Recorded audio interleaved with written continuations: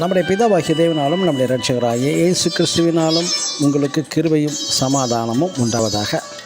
கிறிஸ்துவுக்குள் அன்பான சகோதர சகோதரிகளே, இன்று நாம் தியானத்துக்கு எடுத்துக்கொள்ள இருக்கிறதான வேத வசனம் யோவான் எழுதின சுவிசேஷம் 10ஆம் அதிகாரம் 10ஆம் வசனம்.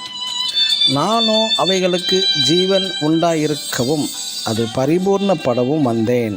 ஆமென். இந்த வசனத்தின் அர்த்தத்தை இயேசு கிறிஸ்துவே விளக்கியுள்ளார். முதலாவது நோக்கம் தமது பிள்ளைகளுக்கு ஜீவன் தர, இரண்டாவது நோக்கம் அந்த ஜீவன் பரிபூர்ணப்பட. தேவன் படைத்த முதல் மனிதன் ஆதாமின் நாசியிலே அவரது சுவாசத்தை ஊதினார். பின்பு ஜீவ ஆத்மாவாகிவிட்டான். அதன் பின்பு அந்த ஜீவ ஆத்மா ஜீவனில் பரிபூர்ணப்பட ஜீவ விருட்சத்தின் கனியை சாப்பிட்டு அவன் பலப்பட வேண்டும். ஆனால் ஆதாமோ விளக்கப்பட்ட கனியை சாப்பிட்டு அவனது ஆத்மா செத்து போயிற்று. ஆனால் அவன் உயிரோடு தான் இருந்தான். அதுபோலவே இன்று அநேகர் தங்கள் பாவத்தின் நிமித்தம் செத்த நிலவரத்தில் காணப்பட்டு உயிரோடு தான் இருக்கிறார்கள். எசேக்கியேல் எழுதின தீர்க்கதரிசியின் புஸ்தகத்தில் 18ஆம் அதிகாரம் 20ஆம் வசனத்தில் பாவம் செய்கிற ஆத்மா சாகும். ரோமர் 6:23 பாவத்தின் சம்பளம் மரணம். உதாரணமாக ஆக்சிடெண்ட் ஆன ஒரு மனிதனுக்கு டாக்டர் ஹாஸ்பிட்டல் செய்வது முதல் உதவி, காப்பாற்றப்படுவது.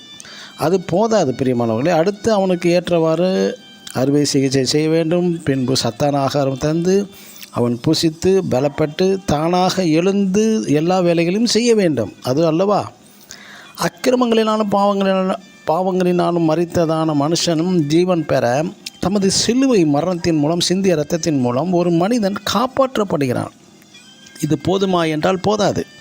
அடுத்து அவன் என்ன செய்ய வேண்டும்? அவரது கிருபை நிறைந்த வசனத்தினாலும் வார்த்தையினாலும் பரிசுத்த ஆவியினாலும் பரிபூர்ணம் அடைய வேண்டும். அற்புதங்கள், அதிசயங்கள், தீர்க்க தரிசன வார்த்தைகள் மூலம் ஒரு பாவ மனிதன் ரட்சிக்கப்படலாம். ஆனால் அவன் வளர, பலப்பட, பூர்ணப்பட இந்த அதிசய அற்புத தீர்க்க தரிசனங்கள் உதவி செய்யவே செய்யாது.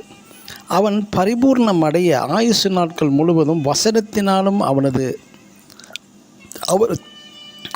வார்த்தையினாலும் பரிசுத்தாவியின் பலத்தினாலும் பலனடைந்து கிருபையின் மேல் கிருபை அடைந்து பரிசுத்தத்தின் மேல் பரிசுத்தம் அடைந்து மகிமை அடைய வேண்டும். பூரணம் என்பது நிறைவு. ஆங்கிலத்தில் பெர்ஃபெக்ட் என்று உள்ளது. நம் கர்த்தர் ஒருவரே பூரணத்தின் எல்லையாக இருக்கிறார். இயேசு கிறிஸ்து நமக்கு ஜீவன் தரவும் நாம் பரிபூர்ணப்படவுமே வந்தார். ஆமென். God bless you.